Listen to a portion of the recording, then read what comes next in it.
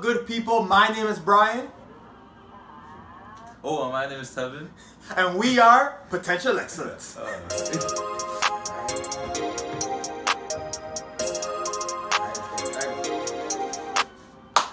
Mr. C, you mean, showed me that book in grade 11 2 years ago, and back in 2017. And when I read that book, when I saw the potential it had to give me an excellent life.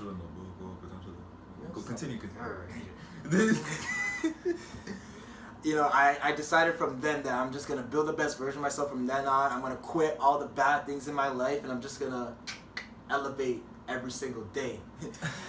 If I dropped out at 16 and I did not go through school because, 21st century, you could make money off YouTube, you can make money off this, blah, blah, blah. I guarantee you, I would not have been the person I would have been today if I did not go through school, if I did not go to those lessons, if I didn't have those certain teachers. Because, you know, everything happens for a reason. If I didn't go through school and dropped out at 16, I would have never been 17 in Mr. C and me's class to learn that book, learn the best, you know, building the best version. Like, so many things would have been different in my life, I guarantee you. He means learned about that book. You can't learn that book. The grammar of the book. Talking's hard. Still got into university. Don't lose hope, kids. Anyway, that's the funniest story of how you got into university. Anyway, we'll save that for another. We'll save that for another. You barely got in still. Barely got it. Oh, let me see. Say it out. You give one. I want to say dating. Oh wow, that's crazy. Me of all people. Dating Why'd advice. you say that? Yeah, I'm not that experienced.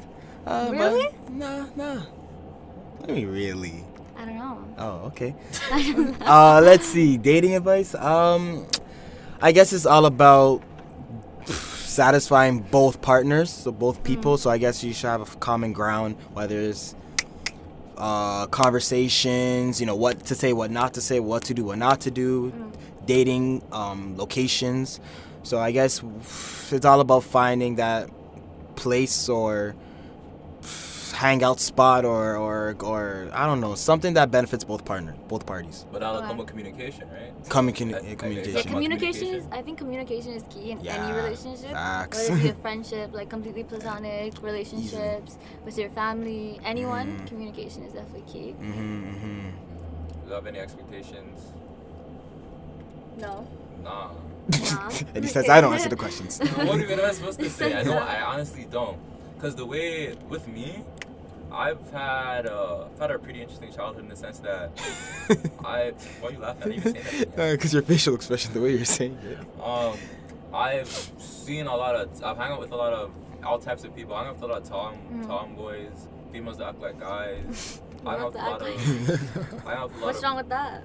Nothing. I'm just saying. I don't have any expectations. He's seen everything. Act or how the opposite gender should act.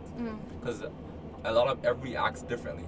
And they do tend to, especially as you get older, as you said, in middle school, you do kind of see that more tomboy type phase. Especially as you get older, especially when you go through puberty, to become more feminine. Yeah. So it's because you have to. Yeah. So I guess. Or else guys don't like you. Or else no one will like you. Do you know if, like, your friend, your male friend, how do you know that if he has feelings for you? If you see So unless what are those signs? Unless maybe I want to know. Yes, maybe the way, let's say when they're like hugging and just being close from a physical standpoint, as like hopefully just best friends, based on where the guy may be touching her, like hugging wise and stuff. So like where his hands are. Let's see. What do you mean where his hands are? Like if his hands go to certain places, that's but like if he's not trying to make it, But if that would make it so obvious. That's the case. That's okay. That is obvious. Come on, Brian. Answer the question. Don't disappoint the people. I won't disappoint the people. You answer the question. Yeah. Sure. If I was waiting for you to ask, I was trying to tease. So all these questions, I usually think about them in my free time anyway. So what? No wonder you're always so prepared. Yeah, I'm always out the spot. So when it comes to a situation like that, it's a matter of guys tend to invest their time into things that they care about. Guys are very again, I'm generalizing. Yeah. But we don't like to invest our time into things that we don't really care about. So if a guy is making the time when he could be doing something else, okay. that's like a clear sign. Like if I could be eating, if I could be playing, if I could be doing something productive. And then so if he's going out of his way. Yeah. I had someone tell me if he's doing stuff for you, or if he's saying stuff to you that he wouldn't with his male friends, that's how you know he likes you. Yeah. Like if he's like, if he's treating you different. Yeah, then he would like one of his male friends. Exactly. Especially if it's like one of his like brothers too.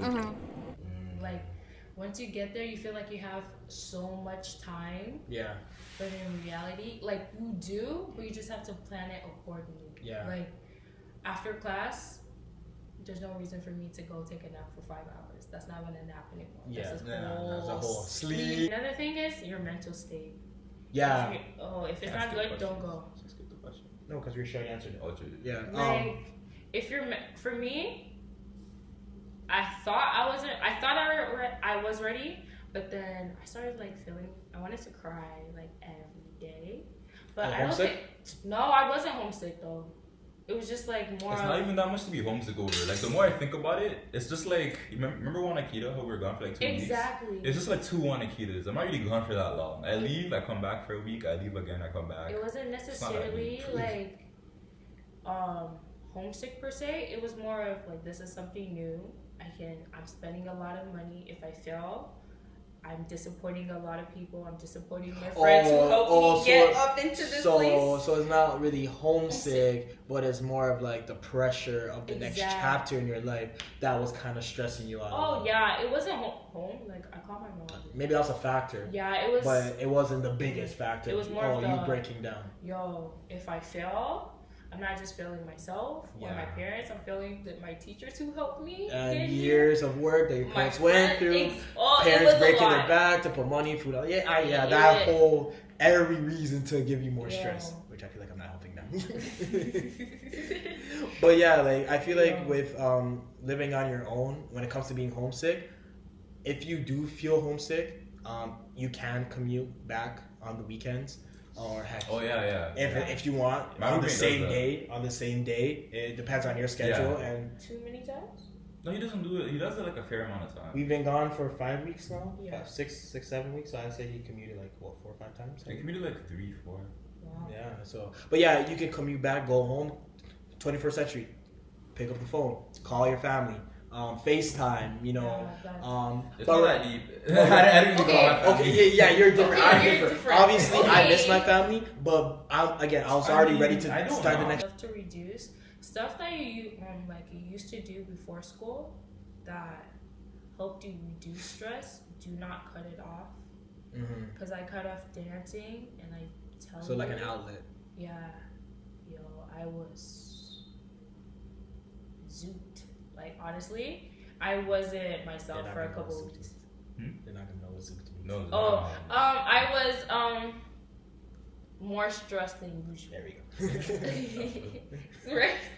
Sure. I was more stressed than usual because I didn't have something like to put my energy, like all these like negative thoughts or negative energies that I was getting around people or whatever, and like release them. It was just in me and stuff. Yeah. And I talked to a therapist too. So we get at my school we get free counseling. So do we. So like so basically I was talking to her and she was like, did you used to have something to release? And I said, yeah, but I don't do it as much. She was like, what was it? Dance. And she asked me how many times a week, how many times in a double. Whoa. She thinks we're gonna edit this up. Whoa. She thought. You can't though. Okay, anyway. We're zooming into we're zooming into right now. Okay. Your extra. How many times in a week did you used to dance? And I used to dance actually 6 times a week. Yeah, you're on a whole dance team competition, winning first place trophies, that type of thing. So you from minimum from an hour to 3 hours. So hours, I mean minutes, hours. And then coming to uni and not doing anything. Yo. And did your therapist say like, was it just like dancing in general or watching dance? Like she's like, yo, like what else? Like okay, you dance. Like, did you watch dance videos? Did you read? Did you do this? Did you do that? Yeah, you listen. Yeah, she was like, yo, like, what are you doing? She asked me, like, what are you doing? Like, at least you need to, you can't cut down What are you 6 doing? grades. What are you doing? Get out of here. Go dance. 6, like, you went from 6 times a week to 0. That's not, she said that's not healthy. And like, thinking about it, it really isn't healthy. Yeah. Something I would say, like, what are you doing? Well, it's true though. Like, if you went from getting good grades in high school, dancing, having that outlet, having that balance of, I guess, Yes, I used to have good grades. She had good grades. She was on the honor roll. Thank you. She went from having the good grades to having an outlet of something that she's passionate about. Yeah.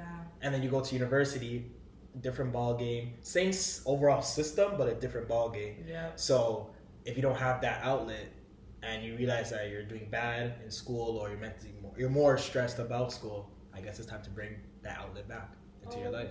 For sure. I think I'm gonna try to at least like once or twice a week at least, because since I have Tuesday, Thursday, and Friday mostly free, during those times I should be able to dance at least like for an hour or so, like book out something. And I don't read as much. Like, I feel like everyone's different. Yeah. Everyone's outlet's different. Maybe someone is collecting something or dancing, some sort of arts.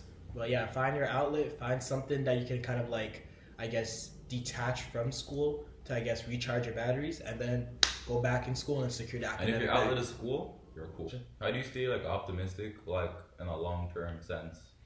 Okay, so prayer, that's one, at least for me, and then also talking to your friends. I don't know why I did that. No, talking to your like friends that have like their head on their shoulders, or just a lot optimistic. Like talking to Brian, Tevin, and Jess and Bridge. Like talking to our whole group. Big friends. Freaking I didn't curse. Daniel's phone is always on Do Not Disturb. So every time I call this guy, he told me, like, Daniel was on his grind. Yeah. He was on his, so he was secure in the academic bag. So it's, I can't even fault him for not picking up. No, you can't get mad at him. Just a little bit. But yeah, like prayer, talking to my mom and talking to my friends, like, yo, okay, like Brian said, like, okay, yeah, you're sad, but what are you gonna do about it? Yo, it's true. Yo, shout out to Gary Vaynerchuk one time. It's true. Like, it's not like a disrespectful thing. Yeah. Fam, there's so many moments in my, like, for example, I'll give you an example. Quiz, test.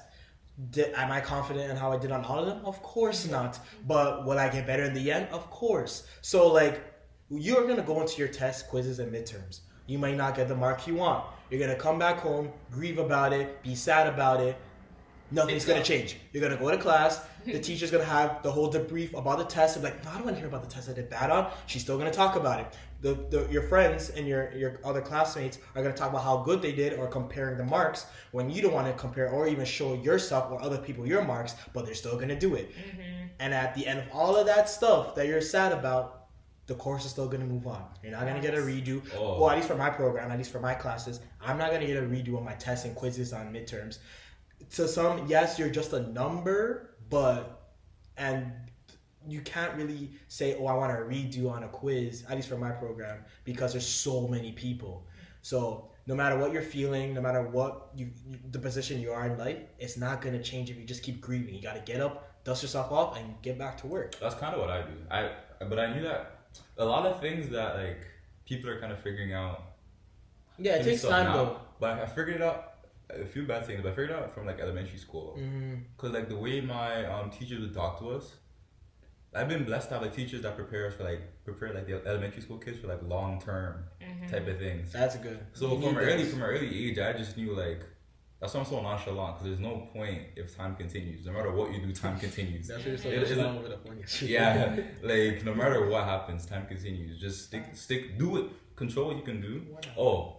Big philosophy. Shout out to Stoicism. Shout out to Marcus Aurelius. You know, Stoicism and stuff like that. Big philosophy.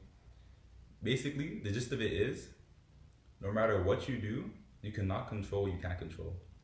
Yep. So if you control what you could control, that's how you affect the outcome. If you worry about what you cannot control, you're simply wasting time. Yep. And then time continues, which you don't have.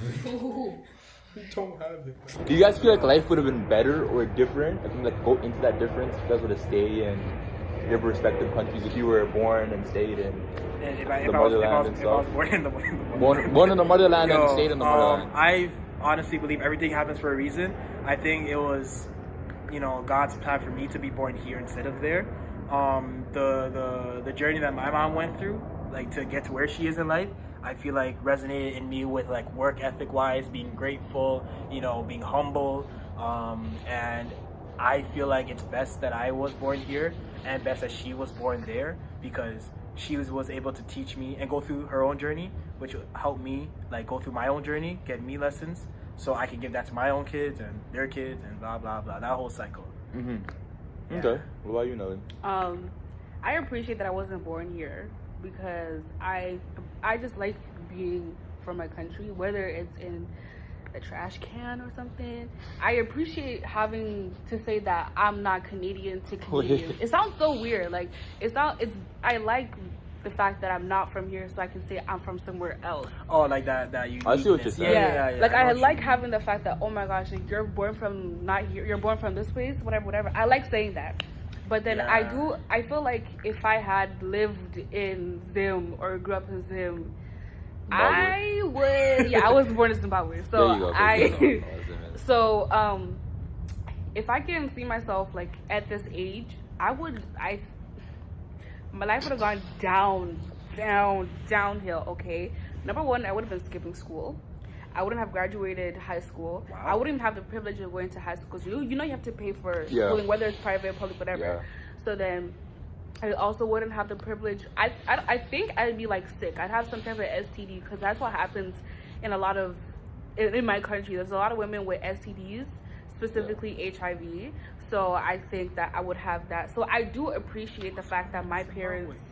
No, it's like Africa as a continent has one of the highest HIV and sexual disease rates. Yeah.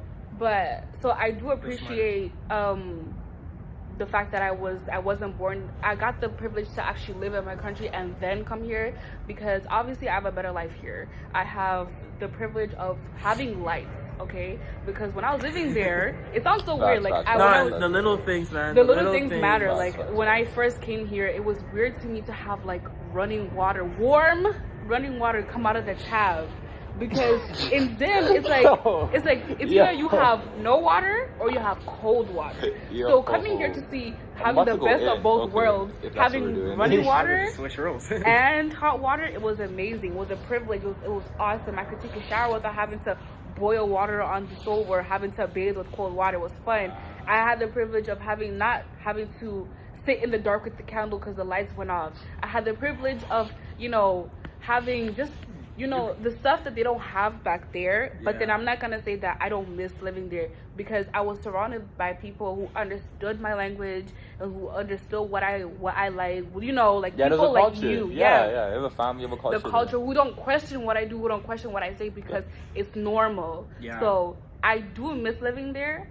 But if I were to go there, it's only going to be for vacation. I would not go back there. I like being here. Yeah, same stuff. I have the potential to be greater. I can do something. Potential to be excellent? Was the one that told me that, because I didn't really take it in. So I find it interesting. I think it's probably because I'm in a different environment, so I kind of reverted back to before the schooling.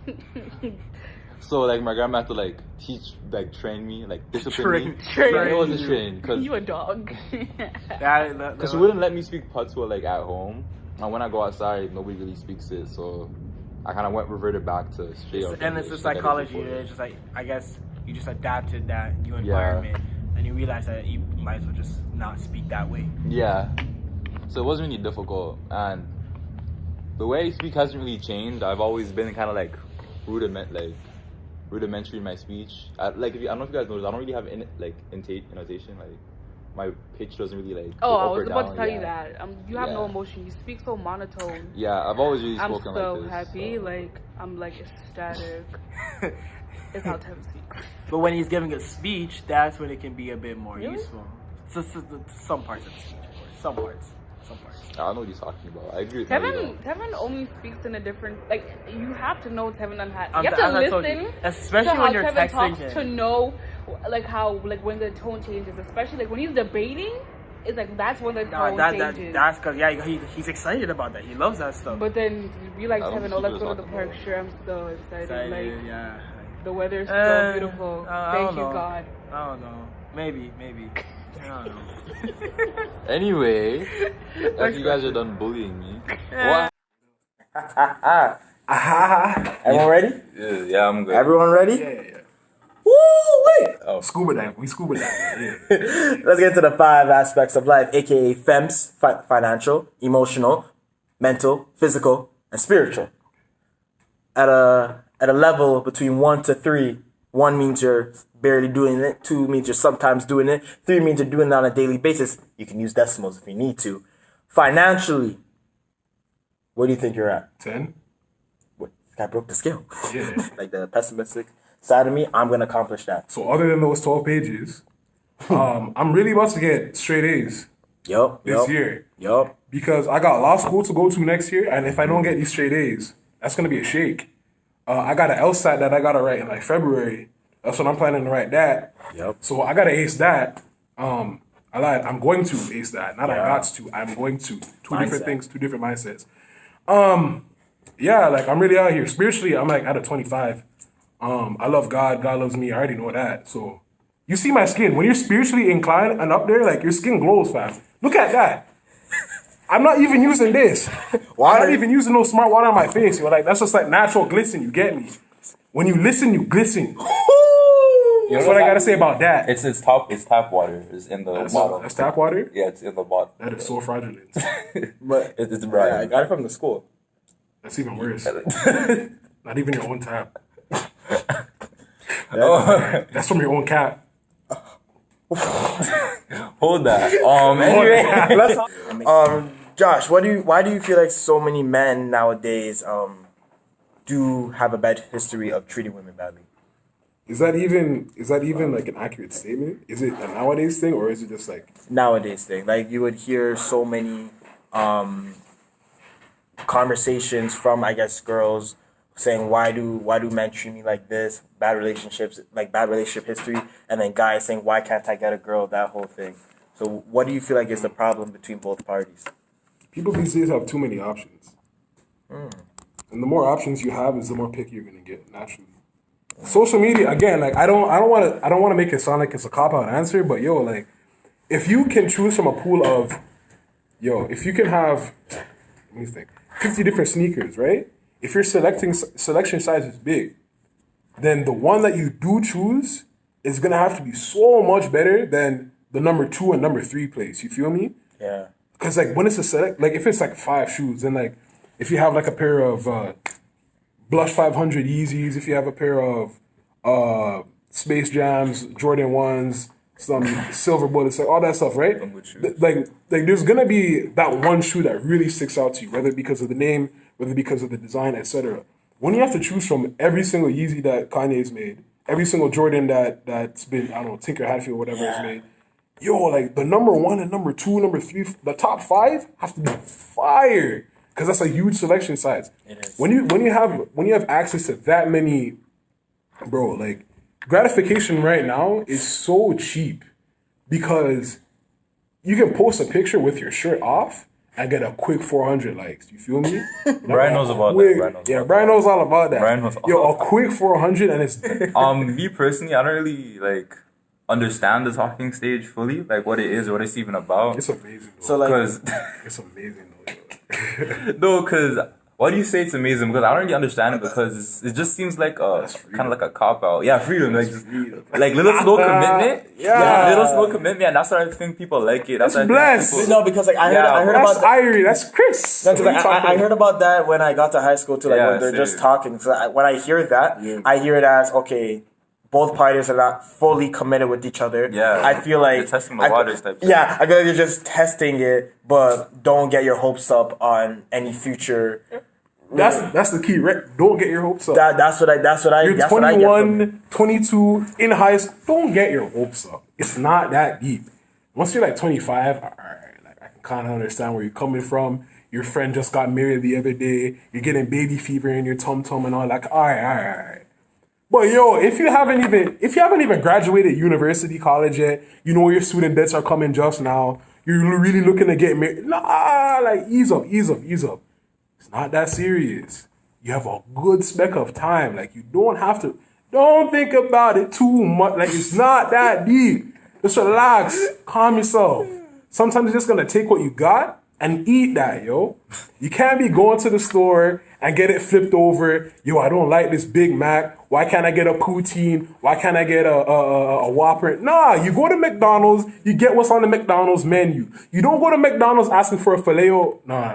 You don't go to McDonald's, asking for a Whopper, asking for filet mignon. Yo, calm down, brother. Like, calm down, sister. Like, you're young. Be young and enjoy your youth. You only have it once. And again, the older you get, the more expensive time is. Eat that. You just calm down. Secco, bro. Talk. Just talk. Yo. I'm not going through it. I swear I'm not going through it. It sounds like you're speaking from experience. My God, it sounds like you're mad pressed. Yo. I can't show this to some people. I kind of known that like black women and Latina women are super spicy. All right. So the reason for that is when a woman is not offset by a man with masculine energy, she naturally goes into her more masculine energy. So it's almost like she has to be the mother and the father. You feel me? So it's like she has to have both masculine and feminine energy.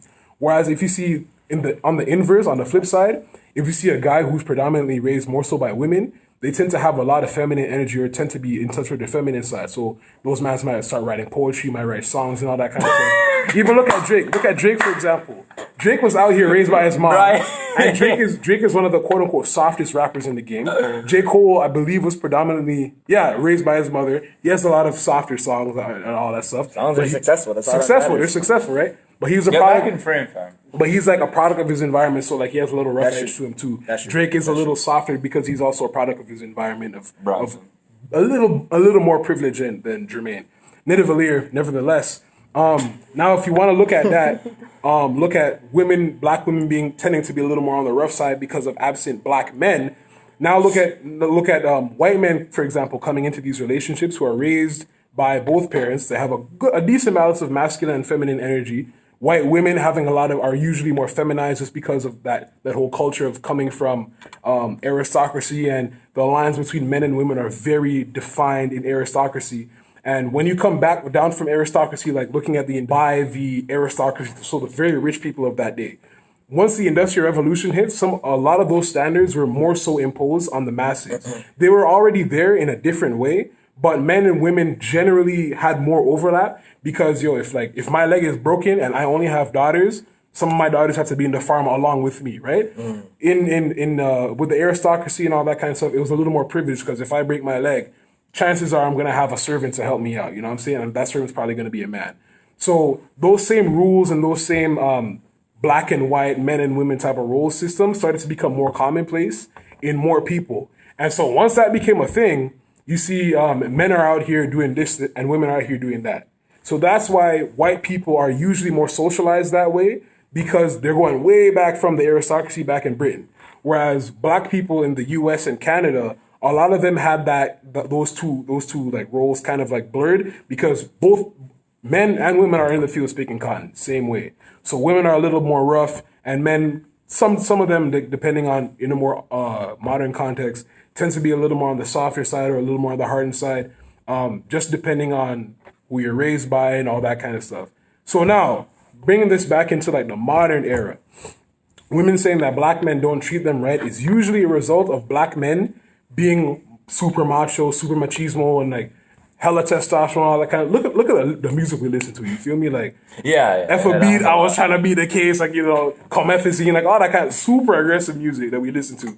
Right? A lot of that is like black male braggadocio that comes as a result of our trauma and our past. So we don't want to be oppressed again. So once we get free, you best believe we're going to be talking about all the choppers that we have. We're going to be talking about the dope that we sling and all that kind of stuff. Nobody's going to talk to us. Nobody's going to press us, etc. Because we're running from that experience back then. Black men are a little more on the more aggressive side. And that's also, like you look in the slums, you look in the hood, it's a very dangerous place. So if you're soft, the streets will know that and they'll take care of you as a result. Survival of the fittest applies way more in the streets than it does on a higher economic white collar scale. Survival of the fittest on that level is a little more based on who you know, your connections, your money, your assets, etc. So Now we look at that, right? Black men tend to be more aggressive when it comes to women because black women respond to that positively. What do I mean by that? If you're a black man and you approach a woman on some soft white boy, oh honey, I love you, let me da-da-da-da-da, as Brian was saying type thing, you're going to be looked at as corny. Philip comes over, he does the same thing. Philip and his white privilege and his amazing credit score are going to do the same thing. And all of a sudden, Philip looks a little more appeasing to Sarkeisha than you do. I wonder why, right? So we're going way back in history. Now, obviously, I'm no historian. I'm a political science major in my 4th year. I don't know anything. I don't know Jack. I'm 21, right? But if I were to come up with an explanation, that's what I'm thinking it's going to be based on. It's going to be based on historical factors, going to be based on contemporary cultural factors, and it's going to be and I guess music to a small degree. I was going to be based on expectations. Here's what I'm going to say about that. I am not responsible for how you interpret what I say after I tell you what it means. After I tell you what I meant, that's all you. I can't. You eat that, bro. That's all you're. How they get type? This is what I mean. I'm giving you the interpretation. Do what you want with it now. You have it. Are you offended still? You know what I meant. Do what you want with it. That's all you. Free speech is a thing. Like I know it's kind of like at risk in Canada, but like we still have a good amount of free speech over here. Oh man, that's no problem. You know what, Jordan Peterson? Can we talk about that guy here?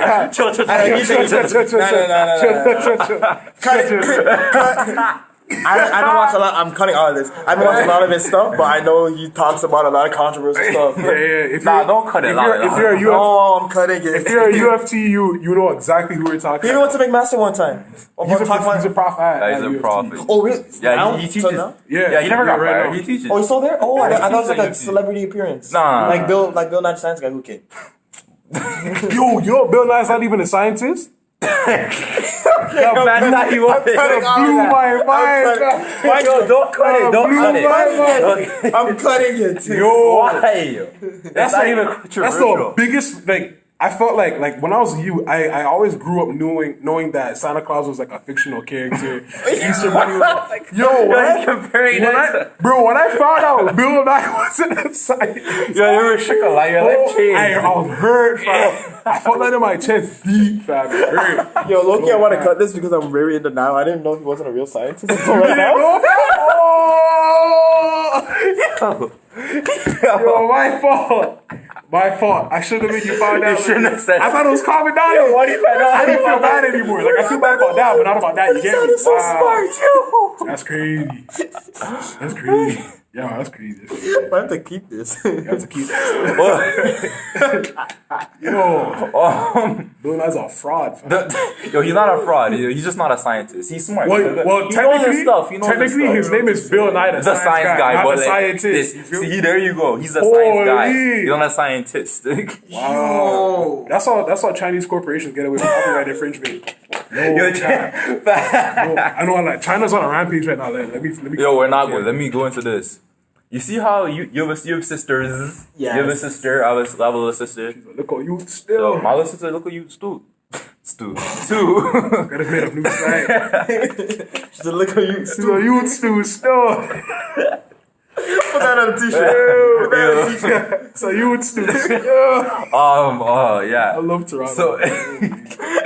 So how do you think? Well, okay. I'm gonna preface this with saying, when my little sister was born, my outlook on women changed. Sponsorship. My outlook on women changed. You're covering. Okay, good. My outlook on women changed because, like, I don't know. It's just different. Like, you have your mom. Wait, how old were you when your sister was born? She's exactly 10 years younger than me. Okay, so you had sense. 8. You had sense. Yeah, I had sense. I was 8 years old. So like that kind of like that changed my outlook on like women. Wait, did you say she was exactly 10 years younger than you? Exactly. But you were 8 when she was born. Yeah, I'm 18, so she's. Wait, no, the math is wrong. I feel like that math is wrong. She's exactly. Aren't you? Wait. Aren't you 17? I'm a murderer. I'm not 18 yet, bro. I'm not 18. Now you want to say you're 18. Nah, the math is wrong. She's 8 years. There you go. 8 years. Yeah. I was born 2001. She was born 2011. There you go. Yeah. Someone else do the math. I was wrong. Question. Okay. Like, do you think that, like, having older sisters has affected the way you, like, view women? And do you think, like, when it comes to, like, having that type of familial bonds, both of you, do you think that's affected the way you look at women, like, romantically as, like, life partners type of thing? Like, we talked about how, like, a mother has affected, but how does a sister affect? So, like, I feel like the way I look at women is not more of, like... The way I look at women, I see them as, like, I want to care for them, you know what I mean? Because, like, I see my older sisters and I see my mom, and I'm like, the last thing I want to, like, even imagine... What if they don't want to be cared for? I'm sorry. Continue. I heard that too, you know? I heard someone say it. I heard someone say it. I heard that. I heard someone say it. I was going to address it after. You got it right out. Go. But yeah. Like, when I look at women, right, especially with that whole long-term mindset, I really want to be that man that actually, like, that they can think of and be like, yo, this guy that I love cares for me. Like, I can go years. And she cares for you too. Like, it's she cares for me too. Of course. Well, since we're going to it like that one side. Yeah. Because like the last thing I'm not your dad, like, you know. What I'm saying? Yeah. For sure. I'm not your bank account. Yeah. But the last thing I want is to go to bed and think about, yo, there's some next man dealing with my sister, dealing with my mom, and she does not care. I mean, he does not care for her. Right? So that's what I don't want. Yo, that's what I'm saying. That's what I don't want that. Yeah, I have the same mentality. I don't want that. And so that's why if I get into another relationship with a female, I want the last thing. You treat them like how you would want a man to treat your... Yeah. Exactly. That pretty much sums up what I basically said. It's interesting still. It's interesting. How do you see women with your sister? I mean, with your sister being in your life now. Yeah. Well, okay. When my sister was born, I didn't have sense yet. So there's like a 4-year gap between my sister and I. I was 4.5 when she was born. I'm born July '98. She's born September 02, something like that. Mm-hmm. So y'all do the math. Someone does. I don't need that for my life. But yeah, like, so, yo, is that the guy from? Never mind. Anyway, sorry. I saw Dennis. Anyway, shout out to y'all like car doing that. Yeah. But yeah, I didn't have sense. I'm slow. When Yo, we saw Raji the other day, you know. We saw him today, actually. We saw Raji today running for the bus. Raji, yeah, he was here. Yeah, we're gonna cut that out. Anyway, word. So yeah, I was 4 years old. My sister was born, so I didn't really have much sense. So I wasn't even thinking about women like that. At 4 years. Yeah, I know. Well, and for some people, continue. Anyway, no one's thinking about that at 4. But that some people so.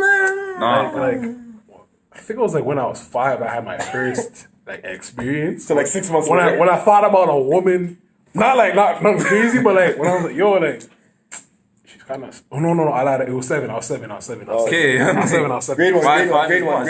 Two. Oh, grade 2. Oh, okay. No, I lied. It was grade 1. So I was 6.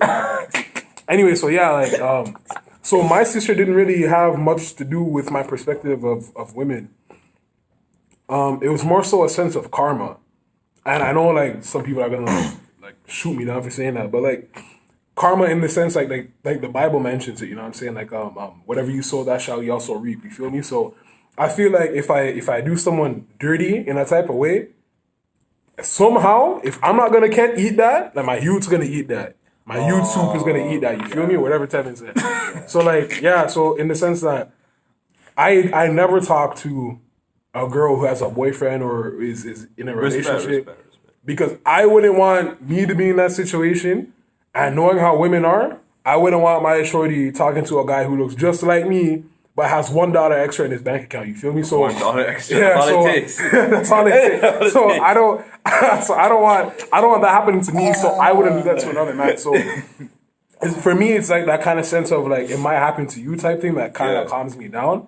Not so much my sister and my mom.